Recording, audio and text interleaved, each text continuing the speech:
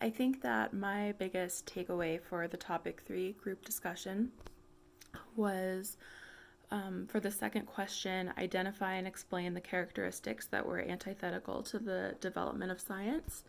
We talked a lot about the debate and the dissonance and the back and forth between science and reason and faith and authority. And we honed in on authority as a specific component and what that added to that dynamic. I think that authority was such a powerful influence. I mean, it's authority, so it's pretty powerful.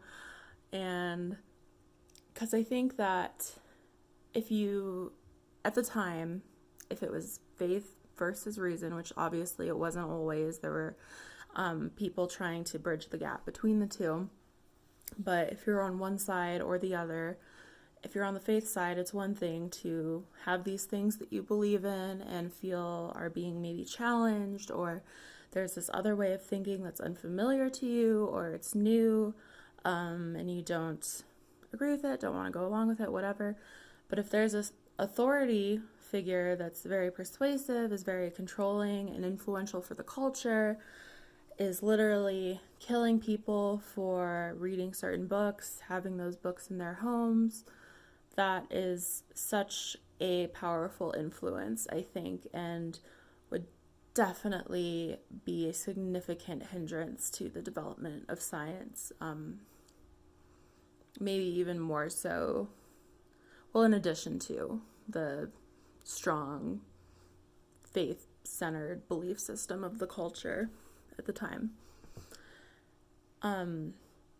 We also talked about the application of authority as a hindrance to scientific development today.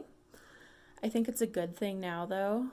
Coming to mind is the Zimbardo prison experiments and Milgram's obedience experiments. How in the realm of social psychology we learned a lot from those, and if we continue to perform experiments like those, we could probably learn other things, but we can't because of ethical standards and IRBs that enforce those. And that's an authority that is looking out for the well-being of participants, and that's a good thing. And there's the Geneva Convention and the Declaration of Helsinki that, had to put boundaries in place for what we can and cannot do in the name of scientific advancement or development.